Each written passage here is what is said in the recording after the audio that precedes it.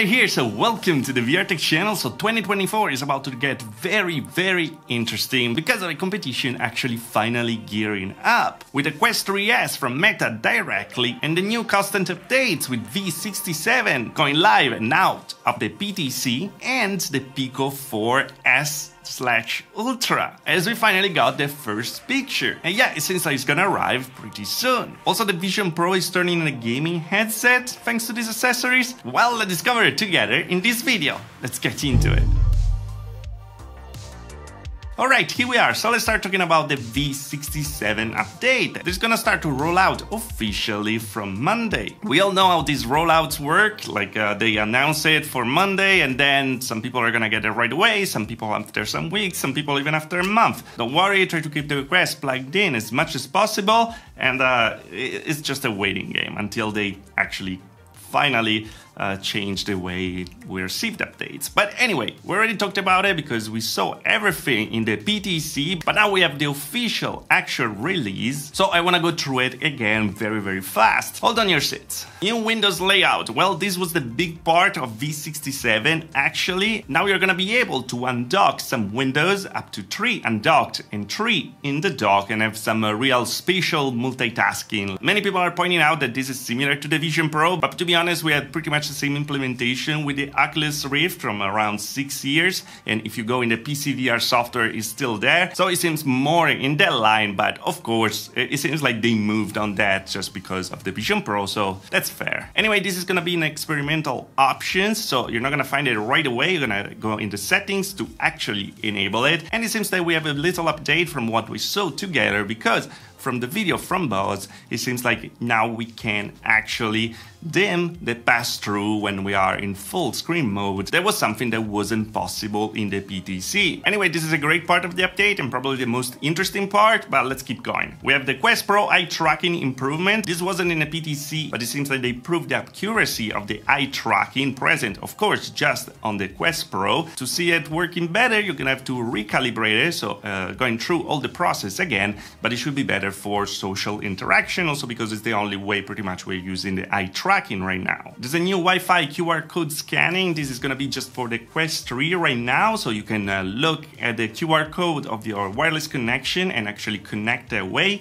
Pretty easy, straightforward. I like that. And we have one of the features that was available from v56, actually swipe typing, getting out of the experimental features and getting like in the real actual way of the update. So you're going to be able to write just swiping.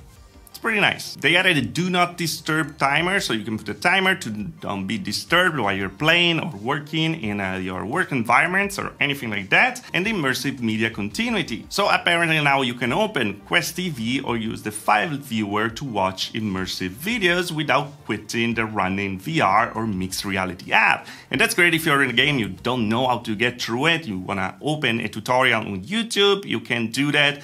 Check the video and then go back to your game without having to close it and reopen it. So real multitasking there. Also, the last part, you're gonna start to see content creators in the feed. I'm not one of those. They actually asked me if I wanted to, but I didn't know what to put there. Let me know if you're interested in something, maybe some Through the Lenses videos. Would you be interested in seeing it in the headset?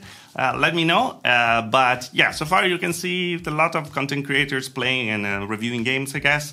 I don't know what they're gonna do, but for sure it's gonna be interesting, and it's gonna be in the Horizon feed, something that I usually will like to disable, but it's there, and now there's creators there. Cool. Hey, let's keep going though, because we're getting very close to have a great competition for 2024, because we know that the Quest 3S is gonna arrive. We already made a video about it, but it's gonna be more in a pumped version of the Quest 2, with pretty much the same screens and lenses of the Quest 2, but with additional cameras to actually have a better mixed reality, with color mixed reality, IR illuminators to have a better hand tracking, and of course, everything to hit a very low price point to actually substitute the Quest 2 in stores. And we know that this is gonna arrive pretty soon because, well, they're actually delisting the Quest 2 from all the stores, so there's no way to buy it right now unless you buy it used or from third-party stores, something like that. So yes, something is happening in the background. But the very interesting thing is that something is happening in the background also for the biggest and probably also the only real competitor the Pico 4, because we finally have the first image of the Pico 4S or Pico 4 Ultra. That is gonna be pretty much the response to the 3S or to the 3. And to be honest, this is gearing up to be much more interesting than the 3S itself, because it's based on the Pico 4 that was already much better than the Quest 2 when it came to hardware, and not on the previous generation. So in a similar way, we're gonna have the same screens and the same lenses, but in this case, they're gonna be 2160 by 2160 each eye, so a very high resolution, and with pancake lenses. On top of that, we're gonna have the new processor, the XR2 Gen 2, so the same processor of the Quest 3 that's much more powerful than the one on the Quest 2, of course, or the Pico 4, and new cameras in the front, because one of the biggest problem of the Pico 4 was the fact that we just had one camera, so there was no stereoscopical view, and mixed reality apps were pretty much impossible to make it work because there were no sense of depth, and it never felt like a very good experience using the pass-through, but more like something, okay, I need to grab something I can see outside, like it was back in the days. Now the mixed reality, the spatial computing is becoming more and more important. They're getting this headset ready for it, adding two cameras in the front, as you can see in this picture that was leaked from Korea, and two IR illuminators, pretty much the same way we're gonna have on the Meta Quest 3S. So yeah, an actual real competitor. I'm really excited for this because Pico was one of my favorite headsets last year. It's super comfortable, it has great screens, it has great lenses, and just worked very well. The only problem is like it never arrived in the US, and well, it didn't have the same library of the Quest 3, so many games were arriving on the Quest 3 or on the Quest 2, but not on the Pico 4, so it didn't feel really like a good investment. Hopefully, they're gonna be able to bring it to the US this time, and with this new sensor array, with the new chipset, well, we're gonna see something very, very interesting.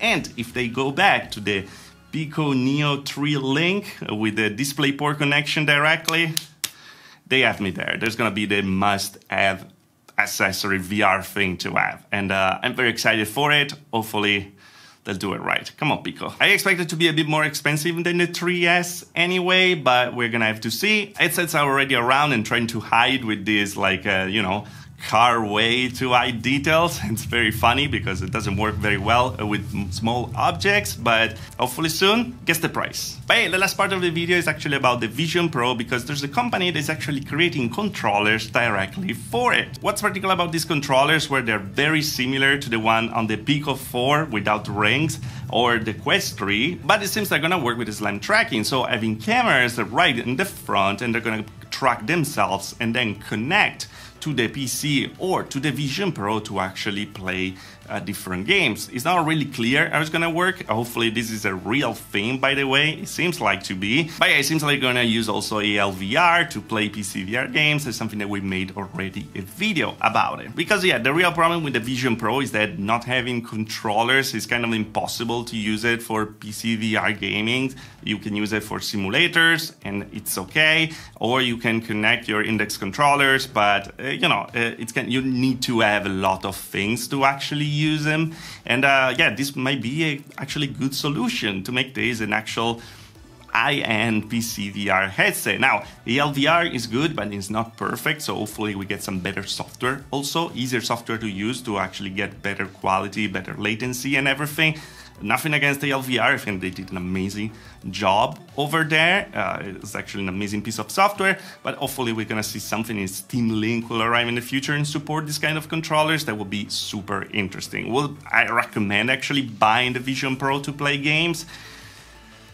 I don't know. For extra high resolution simulators, maybe, but remember that you're still streaming what you're seeing, so you go through encoding and decoding, so the quality is not always the best, but the screens are amazing, and the lenses are amazing, so maybe. If you already have it anyways, a good thing to have on top of it. But anyway, guys, that was all. I wanted to keep you updated on everything because I think that this Pico 4S leak, Pico 4 Ultra, it's very, very interesting. I really loved the previous one. I'm still using it sometimes, so I can't wait to see what this one is gonna be. And if they get a very good price point, Hopefully we're gonna get some real good competition, but I know the meta is gonna push the 3S price very, very, very low. And so yeah, it could be harder again for them. But hey, we will see. We need competition in VR. We really do. Anyway, guys, as always, if you liked the video, like. If you didn't like the video, dislike. Subscribe to the channel for more VR tech. If you love the channel, join button there. Later on further, also the Patreon. Thanks to the patrons for joining the channel, of course. And I see you guys in the next video.